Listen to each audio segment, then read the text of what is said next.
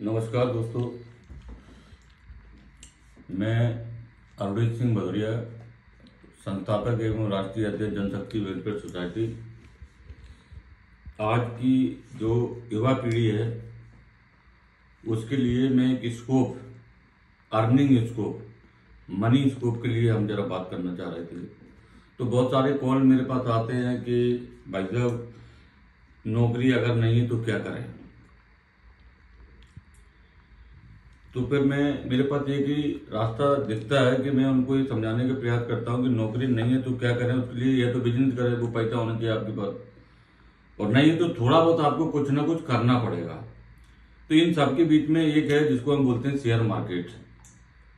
Share market को बहुत सारे लोग गैम्बलिंग से जोड़ते हैं, सट्टा बाजार से जोड़ते हैं, और तमाम इसको गलत एंगल से भी देखा जाता है।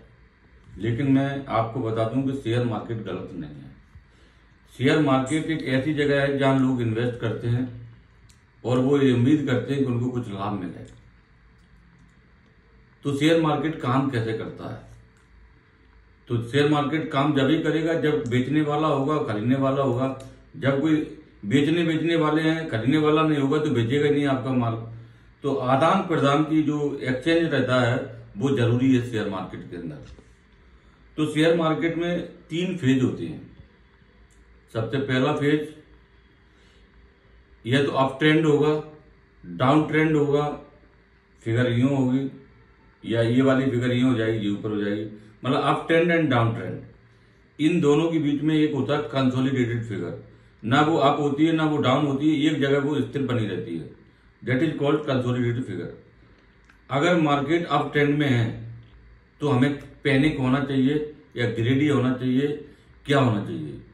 और अगर मार्केट डाउन ट्रेंड में है तो हमें कैसा काम करना चाहिए? तो इसी पे हम थोड़ा सा अपनी युवा पीढ़ी है या जो 50,000 या 25,000 की नौकरी कर रहे हैं उनका एक इन्वेस्टमेंट का एक मैं प्लान बता दूं।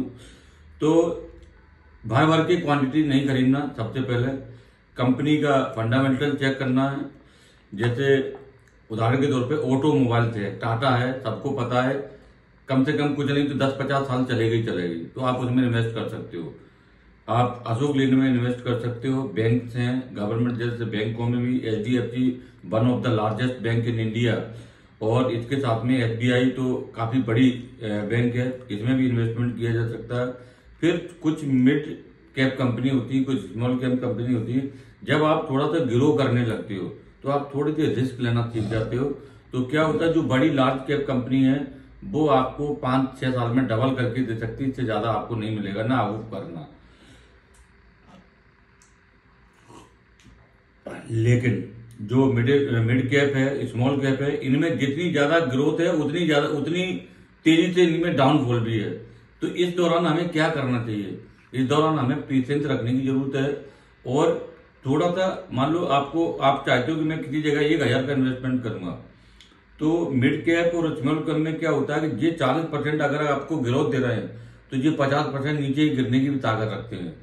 तो ऐसे में 1,000 का इन्वेस्टमेंट आप 4 भागों में तोड़ सकते हो कि 25 रुपए पर 250 रुपए मेरे को अब लगाने हैं, जब ये 10% नीचे आएगा फिर लगाने हैं, फिर 10% नीचे आएगा, ऐसे 40% नीचे आते आते आपका, तो जो आपका गिरा हुआ एवरेज 40% है वो तकरीबन 25 से 30% होगा, जहां पे आपकी बाइंग हो जाएगी। ये श्योरली है कि अगर फंडामेंटल कंपनी स्ट्रांग है, इट मे ग्रो अब ट्रेंड में जाएगी तो उसमें आप कमा सकते हैं। इसके अलावा जब मार्केट में पैनिक आए तो उस समय हमें ग्रीडी, लालची बन जाना चाहिए। जब मार्केट में पैनिक आता तो लोग डर डर के बेचने का प्रयास करते हैं, उस समय हमें थोड़ा खरीदने का प्रयास करना चाहिए। क्योंकि जब मार्केट में पैनिक आता तो आपका जो शेयर का जो वॉल्यूम है वो इमीडिएटली 10%, 5% ये सब नीचे चला जाता। हमें ग्रीडी तो बनना चाहिए, लेकिन उतना ग्रीडी भी नहीं बने कि हम अपने आप को ही खो दें। तो थोड़ा थोड़ा करके हम इसमें इन्वेस्ट करना चालू करें।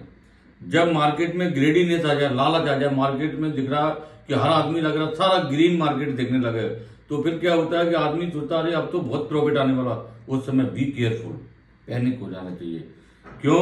उस समय वो आपको लुभावना वाला काम किया जा रहा है, और थोड़ी देर के लिए आप सोचोगे अरे कल ये 100 रुपए का देता 150 हो गया, अब immediately you put some money in that actually share.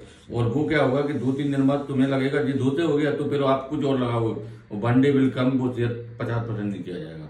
तो हमें इन भ्रमंतियों से बचना पड़ेगा।